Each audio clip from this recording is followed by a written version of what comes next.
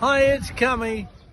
Hello, everyone, and welcome back to Charlie Talks Football. So, there it is, the first match reaction of the season kicks off here on this channel. Newcastle, full time Newcastle draw to Aston Villa, 0-0. And honestly, if you told us, that Newcastle would get a point at Villa Park at the start of the game, I definitely would have taken that. I think look, in the end, it was a bit disappointing that we didn't manage to beat Villa because, of course, Villa went down to 10 men, and it definitely was a sending off, by the way. But we clearly need a striker. But let's get into this summary. So, if you're new around here, subscribe, leave a like, and let's get into it. So, in the first half, I mean, it shocked me and my dad. Newcastle were all over Aston Villa. We were absolutely like battering them in every way. We were controlling possession. We were creating chances. Alanga went through on goal and he had a really good chance, which personally, I think that if he, maybe didn't take as many touches as he did, he would have just scored. Maybe if he took one touch and then shot, he would have scored. Gordon also had a header, which he definitely should have hit the target. So Newcastle were in the first half creating chances, good passing from Shaw.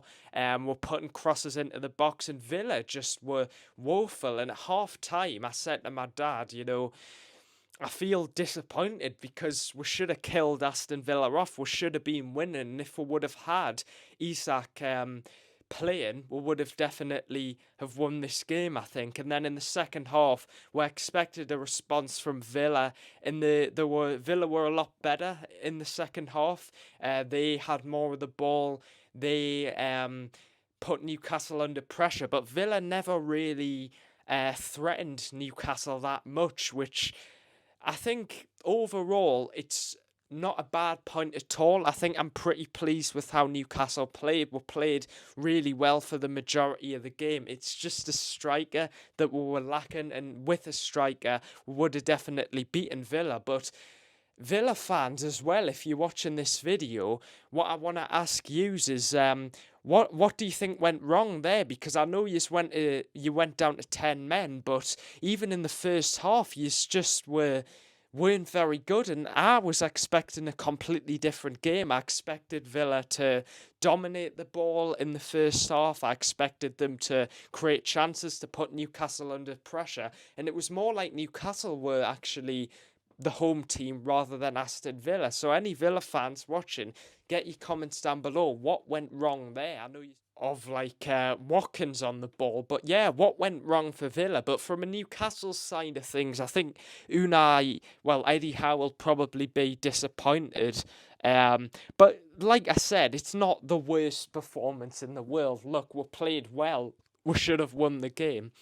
Improvements do need to be made. We do need to bring in a striker. I thought the defence was really solid. Livramento, Dan Burns, Shaw winning all the headers, kept Ollie Watkins and Villa's attacking players quiet. I thought in the midfield, Bruno was okay. Joe Linton didn't have his best game, getting silly yellow cards again.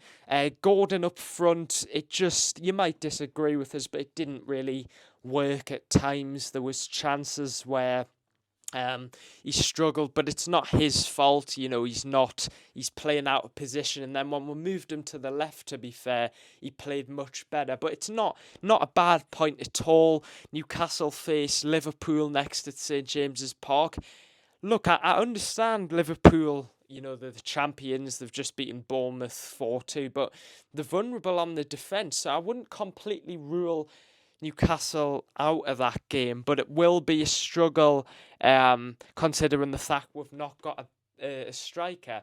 And nice to see Malik Thau on the bench, and you know, who else? Osula came on. He didn't really come on in enough time to really make an impact. So what are your thoughts on the game? I don't think it's too bad. There's some positives to take from it. The fact that we were the better team than Villa, but there's also some disappointments to take from it. The fact that we should have won this game, and I think you can blame it on a striker. So I think the great thing is about this game is that we know what the problem is. You know, it's not something like where Newcastle played awful. We were clearly better than Villa in today's game. All we needed was a striker, and of course, with Isak saying he's never going to play for Newcastle again, and with him likely to leave, Newcastle will have to bring in a striker, Wissa and someone else. So not bad, honestly. I'm pretty happy with it. It's a point Newcastle haven't lost, so we'll take that any day of the week. But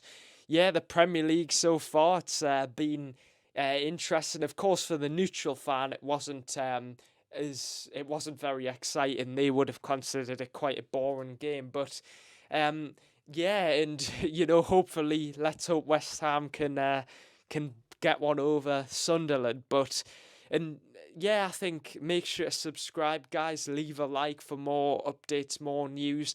I think I'm going to start reacting to some of the Premier League matches. So, like some of the ones today, tomorrow, the Arsenal versus Man United game. I might do a video reacting to that. Or I might just do a video reacting to all the Premier League games. So, if you want that, leave a like. Make sure to subscribe.